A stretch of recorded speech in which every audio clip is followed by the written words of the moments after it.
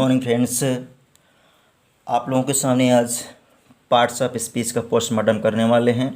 जैसा कि आप लोगों को पता होगा कि अंग्रेजी की जो जड़ है वह ट्रांसलेशन है। ट्रांसलेशन मैं पहले से ही शुरू कर चुका हूं और उसके बाद से अब आपको इसके एक एक विषय में जानकारी होना बेहद ज़रूरी है। जैसे कि जिसे कहा जाता है parts of speech. Parts of speech में सबसे पहले उसकी डेफिनेशन देखेंगे, फिर उसके अंदर कौन कौन से पार्ट होते हैं उसको देखेंगे, फिर एक एक कर सबका एनालिसिस किया जाएगा और देखा जाएगा कि क्या होती है इसके अंदर खास खास बातें। अगर हम बोले तो पार्ट्स ऑफ स्पीच क्या होता है, तो जैसे आप लोग सेंटेंस एक ले लीजिएगा, कोई भी एक सेंटेंस आप ले लें। सपोज दैट यहाँ पर एक मैं सेंटेंस ले रहा हूँ, आपके सामने यहाँ पर एक सेंटेंस दिखा रहा हूँ लिख करके।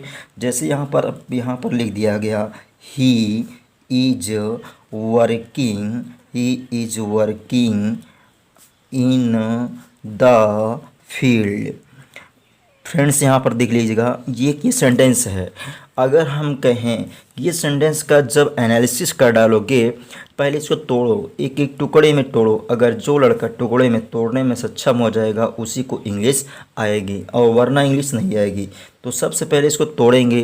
तो सबका नाम है। पहले बात तो फ्रेज में तोड़ा जाता है। इसमें फ्रेज है इन द फ्रेज, एक फ्रेज ये आपका फ्रेज है, ये आपका बन जाएगा एडवर्ब फ्रेज बन जाएगा। आपको जब तोड़ेंगे इसका एनालिसिस करेंगे, एक फ्रेज बन जाएगा, ये वर्ब फ्रेज बन जाएगा, और ये आपका सब्जेक्ट हो जाएगी। इसमें फ्रेज नहीं बन रहा है। लेकिन फ्रेंड्स अब इसको जहाँ पर हम फ्रेज के और अंदर जब चलेंगे तो ये हमारा क्या है, सब्जेक्ट तो है। ये सब्जेक्ट के बाद ये देखेंगे तो हमारा क्या है, प्रोनाउन है।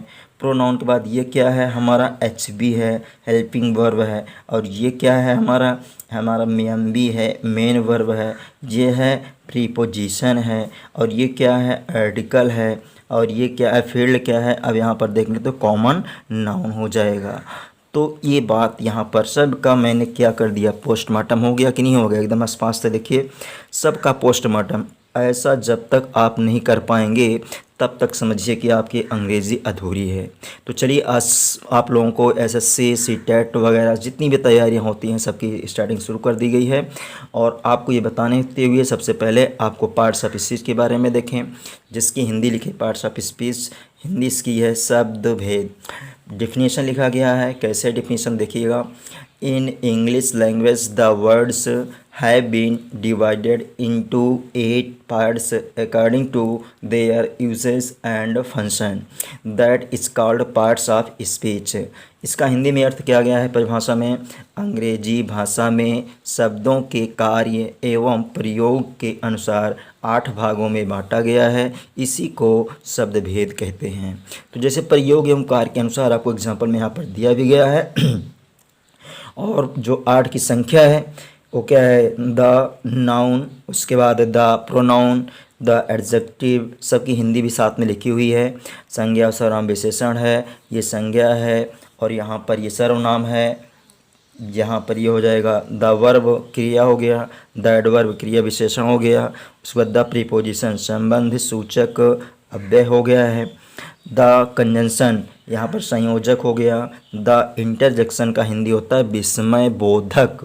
तो फ्रेंड्स यहाँ पर देखिए जो 8 पार्ट लिखे गए हैं इनमें से हमको मिल क्या रहा है, तो उससे ये ही क्या है, हमारा प्रोनाउन है। प्रोनाउन देखिए यहाँ पर मिला ना, तो ये एनालिसिस यहाँ से आपको मिला। उसके बाद हेल्पिंग वर्ब, जो वर्ब वाला सेगमेंट होगा उसमें हेल्पिंग वर्ब जितनी भी वर्ब होती हैं सब बताई जाएंगी। हेल्पिंग वर्ब एम बी, ये आपका 4th नंबर में देखिए द वर्ब में मिल गया, ये दोनों चीज़ मिल गई। इन आपका प्रीपोजिशन आपको लिखा गया है, देखिए ये यहाँ पर 6ठे नंबर पर लिखा गया प्रीपोजिशन। उसके बाद आर्टिकल, आर्टिकल आपको इसके अलावा पार्ट्स ऑफ स्पीच में इसको नहीं रखा जाता, क्योंकि ये है डिमॉन्स्ट्रेटिव एडजेक्टिव की तरह ही काम करता है, इसलिए इसको नहीं रखा गया। जब आर्टिकल की चर्चा करेंगे तो उसके विषय में विस्तार से बताएंगे क्या है इसकी खासियत। तो उसके बाद अब आए हैं, लिखा गया कंजंक्शन, हालांकि इसमें किसी भी कंजंक्शन का यूज नहीं हुआ है इस सेंटेंस में। उसके बाद लास्ट में होता है संयोजक। तो इतने पूरे पार्ट्स ऑफ स्पीच जब आपको तैयार हो जाएगा तो आप एनालिसिस करना सीख जाएंगे कि कौन सा वाक्य सही लिखा गया है और कौन सा वाक्य गलत लिखा गया है फ्रेंड्स। तो चलिए यहाँ तक उम्मीद करते हैं ये आपका पार्ट्स ऑफ स्पीच से रिलेटेड सम इम्पॉर्टेंट फैक्ट्स है जिसको मैं डिलीवर करना आपके सामने उचित समझा और आपको एक सेंटेंस दे करके समझा भी दिया हूँ आपके सामने। तो अब बिना देरी किए हुए अब हम चलते हैं अपने नेक्स्ट सेगमेंट की तरफ। जैसा हेडिंग लेंगे नाउन। हाँ, एक बात यहाँ पर और ध्यान रखने वाली है, सबके पहले मैं क्यों दा लगाया हूँ। बहुत सारी बुक्स में आप पढ़ेंगे किसी में दा नहीं लगा है, तो इसमें मैं क्यों दा लगाया हूँ। दा इसलिए लगाया हूँ फ्रेंड्स क्योंकि जितने सारे लिखे गए हैं सब में होता है प्रकार, और जिसके अंदर प्रकार पाया जाता है वो हो जाता है कॉमन नाउन। नाउन के अंदर प्रकार होगा, प्रोनाउन के अंदर, मतलब जितने भी यहाँ लिखे गए हैं एवरी पार्ट्स ऑफ स्पीच सब के अंदर क्या है, प्रकार है। जब सब के अंदर प्रकार है तो उसके पहले हम बन जाता है कॉमन नाउन, और कॉमन नाउन के पहले द का प्रयोग होता है, इसलिए हम यहाँ पर सब के पहले द ऐड किए हुए हैं। कोई प्रॉब्लम होगी आप लोग विदाउट हेजिटेशन आप लोग कमेंट बॉक्स में कमेंट कर सकते हैं। अब आगे चलते हैं, आपको पहले स्टार्ट करते हैं द नाउन। नाउन से स्टार्टिंग करते हैं, तो चलिए बगैर देरी के हुए आपके सामने ये रखते हैं नाउन। नाउन को देखेंगे क्या है। अब यहाँ पर डेफिनेशन देखना है, यहाँ पर डेफिनेशन देखेंगे तो देखिए इसकी डेफिनेशन क्या है। एवरी संज्ञा, इसको पहले हम देखें, पहला पार्ट ही है इसका।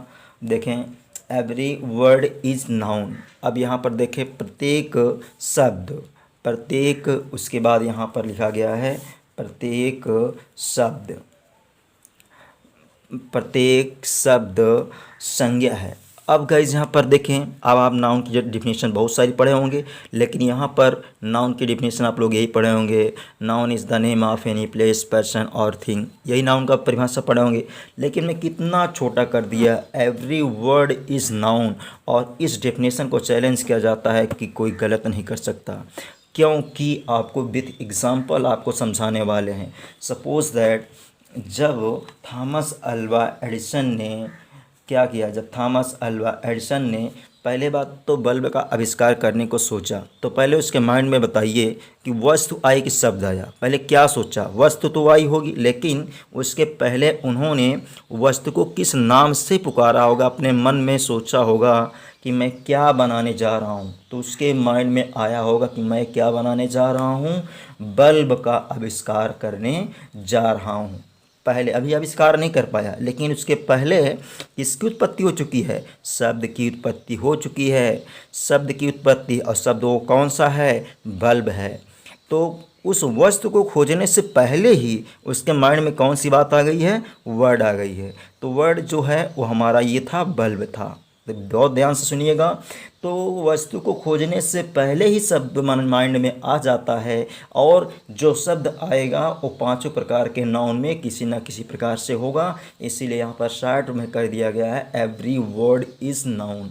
प्रत्येक शब्द ही क्या है, संज्ञा है। अब यहाँ पर जितनी भी यहाँ पर देखिए, हमने थॉमस अल्वा एडिसन का एग्जाम्पल ले लिया। ऐसे दुनिया में जितनी भी वस्तुओं को आविष्कार किया गया होगा वो सभी हो सकती हैं। एक इन्होंने और खोज किया था, आप लोगों को पता है क्या खोज किया था, ग्रामोफोन। अब जब इन्होंने ग्रामोफोन को खोज कर रहे थे तो उनके पहले माइंड में आया, क्या आया, तो वस्तु तो उनके माइंड में नाच रही होगी, लेकिन उस वस्तु को किस नाम से दें। अगर उनका फ्रेंड आ गया, पूछ रहा आप क्या मंथन कर रहे हैं, माइंड में क्या सोच रहे हैं, तो क्या बताएंगे, बताइए। अभी खोजा भी नहीं गया है और उनका फ्रेंड पूछ रहा है क्या सोच रहे हैं, तो उनको बताना पड़ेगा ना, बताना पड़ेगा कि मैं ग्रामोफोन के विषय में सोच रहा हूँ और इसी का आविष्कार करूँगा। अब जहाँ तक समझते हैं कि एकदम से आपका डाउट क्लियर हो गया होगा कि वर्ड की उस शब्द पहले आ जाता है। फ्रेंड को अगर वर्ड ना बताते मैं ग्रामोफोन खोज रहा हूँ तो कैसे प्रकट करते, आप बताइएगा। तो गाइस आप समझिए कि एवरी वर्ड इज़ नाउन, प्रत्येक शब्द ही क्या है, मेरा नाउन है। अब आप चाहे जितना भी ले लीजिएगा, सब शब्द, हमारे हाथ में क्या लिखा हुआ, पेन, पेन, पेन हमारा इंग्लिश में क्या है, वर्ड है, और वर्ड हुआ तो नाउन आया। जितना है आप ये हम जिसमें लिख रहे हैं क्या है, हमारा ये रफ है, क्या है, रफ, ये रफ, रफ है तो वर्ड हुआ। अब यहाँ पर जितना वर्ड है सब हमारा क्या है, सब प्रकार का ये किया क्या हो जाएगा, यहाँ पर नाउन कहलाएगा।